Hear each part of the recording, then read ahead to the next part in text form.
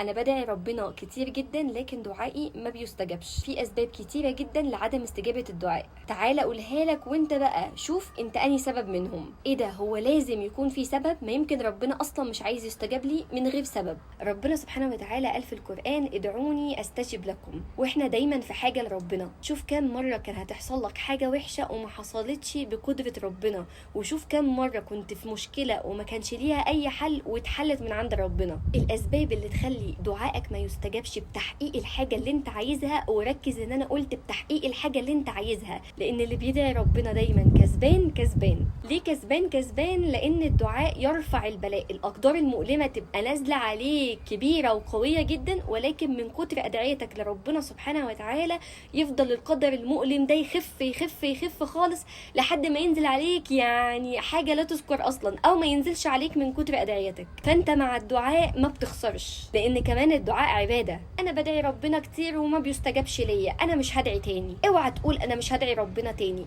اوعى. من لم يدعو الله يغضب عليه، او من لم يسأل الله يغضب عليه. ليه يغضب عليه؟ لانك حاجه من اتنين. اول حاجه يا متكبر، فانت بتتكبر على ربنا انك انت افضل واحسن من ربنا، فانت مش محتاج تسال ربنا حاجه، او انك انت مش محتاج حاجه فمش هتدعي ربنا، وده طبعا والعياذ بالله حاجه وحشه قوي. يا اما انت يئست من رحمه ربنا، ودي برضو حاجه وحشه جدا، لان رحمه ربنا وسعت كل شيء. الاسباب اللي تخلي ربنا سبحانه وتعالى بقى ما يستجابش لدعائك 8 حاجات اللي عرفت لحد دلوقتي من بحث ان انا اوصل لهم. اول حاجه الذنوب الكتيره. يعني ايه الذنوب الكتيره؟ يعني في ذنوب كتيره انت عملتها ولكن ما استغفرتش ربنا علشانها، فانت لازم تستغفر ربنا. ما تفضلش تقول ايه ده وانا اقعد اقول استغفر الله استغفر الله استغفر الله، انا مش بحس ان الموضوع ده ممكن يفيدني. لا، يفيدك طبعا ويفيدك كتير جدا.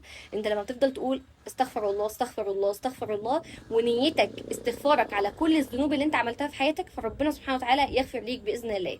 فممكن من كتر ذنوبك الكتيره هي دي اللي موقفه دعوتك. تاني حاجه اكل المال الحرام. تفضل تسال ربنا انه يديلك الحاجه اللي انت عايزها وانت اصلا مطعمك من حرام ومشربك من حرام وملبسك من حرام.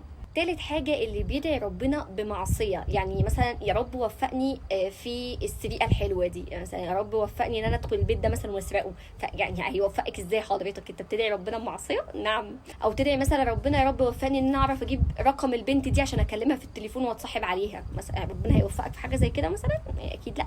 علشان كده النبي عليه افضل الصلاة والسلام صلوا على النبي قال يستجاب للعبد ما لم يدعو بمعصية او قطيعة رحم. رابع حاجة الاستعجال. نفضل مثلا ندعي مرة 2 خلاص ربنا ما استجابليش، خلاص بقى الدنيا اتقفلت في وشي. النبي عليه افضل الصلاة والسلام قال يستجاب لاحدكم ما لم يعجل، يعني انت ان شاء الله في اجابة لدعائك ولكن ما تتعجلش في الدعاء.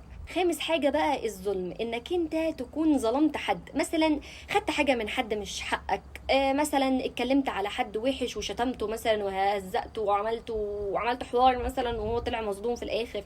طب نعمل ايه في المشكلة دي؟ رد المظالم الى اهلها. يعني ايه رد المظالم الى اهلها؟ يعني اروح ارجع الحاجة اللي انا خدتها، يا اما اروح او اطلب منه ان هو يسامحني عشان انا غلطت في حقه مثلا، او شتمته او دعيت عليه او عملت اي حاجة في حقه، فلازم هو يسامحني، مش ادعي ربنا انه يسامحني. ربنا سبحانه وتعالى هيسامحني في حاجات في حقه، لكن مش هيسامحك في حاجات في حق العباد اللي انت غلطت فيهم. يعني العبد اللي انت غلطت فيه ربنا سبحانه وتعالى ما يغفرلكش ده، هو بقى العبد بقى اللي انت غلطت فيه هو اللي يغفر لك بقى، هو اللي يسامحك. وده سبب مهم جدا في تأخير استجابة الدعاء بتاعك. وعلى فكرة ده شرط كمان من شروط التوبة، يعني انت لو بتتوب لربنا سبحانه وتعالى ربنا هيعفو عنك وهيغفر لك خلاص، انت عشان مش هتعمل كده تاني. لكن العباد اللي انت غلطت في حقهم فربنا سبحانه وتعالى مش هيغفر لك في حق دول الا لما هم يسامحوك فعلا. سادس حاجة عدم الأخذ بالأسباب. يعني إيه عدم الأخذ بالأسباب؟ يعني مثلا أنا واحدة ما فتحتش كتاب وأروح أقول يا رب نجحني والامتحان بكرة وأنا أصلا ما أعرفش حاجة عن المادة، وأقول إيه ده هو ربنا ليه ما نجحنيش؟ انت اصلا ما عملتيش اللي عليكي. فين اجتهادك؟ فين سعيك عشان ربنا طيب يساعدك ويوفقك ويخليك تجيب درجة حلوة؟ فين الاجتهاد بتاعك؟ فين؟ يعني ما نبقاش بجحة معلش اتعصبت شوية. سابع حاجة صرف السوء. يبقى الشخص ده اساسا يعني حياته جحيم وحياته وحشة ولا عنده شغلة ولا مشغلة وحد مش كويس خالص، وانا افضل ادعي ربنا يا رب ارزقني بالشخص ده، يا رب جوزهوني، يا رب انا عايزة الشخص ده. صرف السوء، ربنا بيبعد عنك شر يا ابني، ليه كده؟ ليه او بيبعد عنك انت، يعني سواء واحد او واحد.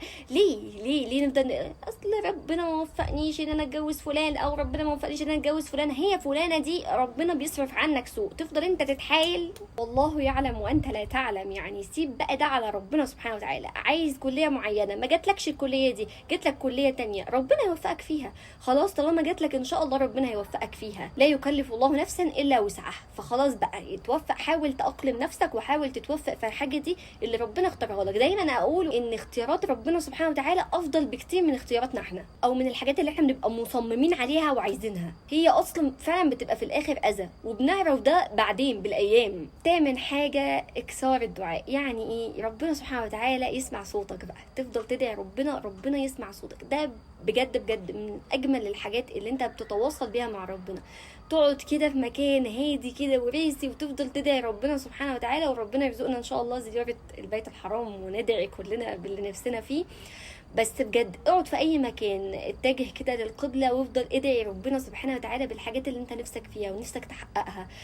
ربنا بيسمعنا ودايما من كتر ما انت هتفضل تدعي لربنا وتواظب على عبادة الدعاء دي، على فكرة هتحس بده.